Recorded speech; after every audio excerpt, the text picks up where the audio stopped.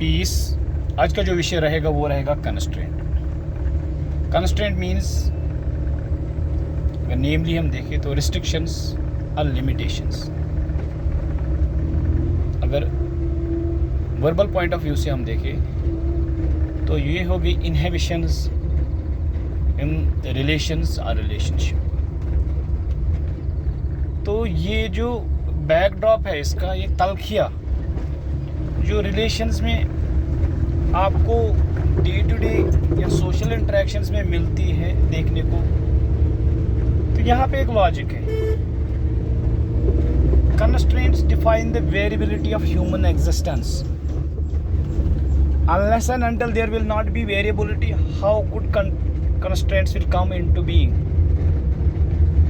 तो ये जो एक वाइड और बारीक सा कंसेप्ट है, इस विषय को अगर हम गहराई से समझें और इस पे विस्तार करें तो जो डे टू डे कन्फ्लिक्ट से वो बहुत हद तक अवॉइड हो सकते हैं। Because there is a factor in every aspect of life where there is limitation, where there are restrictions.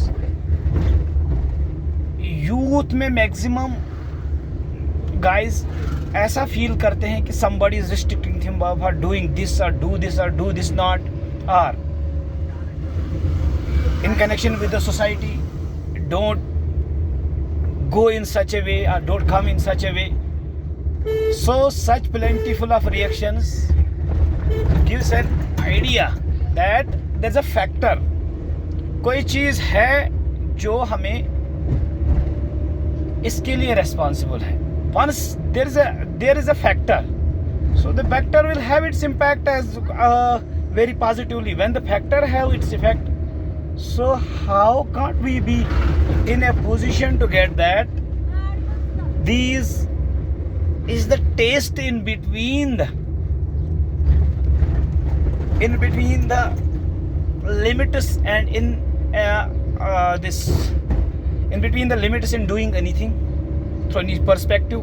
So तो अगर हम इस फैक्टर को अच्छे से एनालाइज करें तो जो day to day missing comfort levels है उनको ओवरकम करने में हमें काफ़ी आसानी होगी.